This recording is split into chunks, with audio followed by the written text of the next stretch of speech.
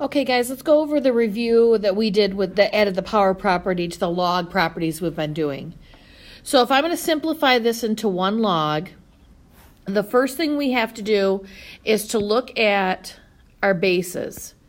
My bases in both of these are 6. If the bases are not the same, you can't put them together.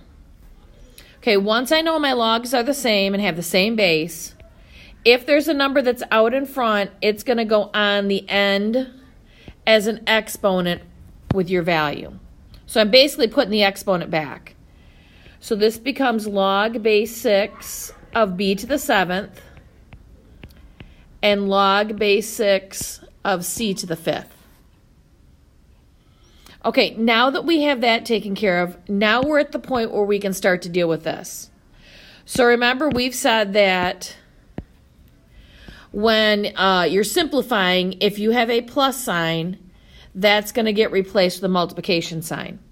So I'm going to put those two together with a multiplication sign in the same log. So log base 6 of b to the 7th, c to the 5th. And then that's your final thing. Remember, if you're simplifying into one log, it's got to be down to one log, and whatever you have has to be inside of a set of parentheses or whatever. Okay, same idea with this next one. I have numbers that are on the front that are going to have to be replaced back in the exponent position they were in. So, and we did look to make sure these are both the same bases. They have base of 3, so we're good to go there. So this is log base 3 of w to the 6th minus log base 3 of y to the 4th. So now I've done a good job of getting the exponents back where they belong, and now we're going to have to deal with the piece in the middle. So if it is subtraction, that means it's going to go back into division. So it's going to be log base 3, and I know there's going to be a division problem in here. W to the 6th has to go on the top because it came first, and y to the 4th has to come second. Okay, so those are some examples. We have some other ones that you had that were all about writing it as a single log or as one log. The other piece you need to look at is expanding. So if I'm expanding, I have only one log here and I want to split it up. So first of all, I can tell that there's a multiplication that happens between the a and the r. So any multiplication is going to get replaced by separating the logs with a plus sign.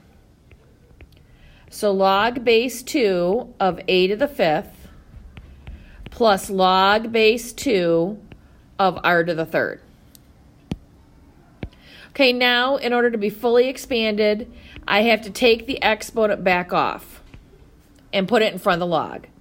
So it's going to be 5 log base 2 of a plus 3 log base 2 to the r. And that's going to be your final expansion. Okay, to expand the next one, I can see there's a division sign that's there.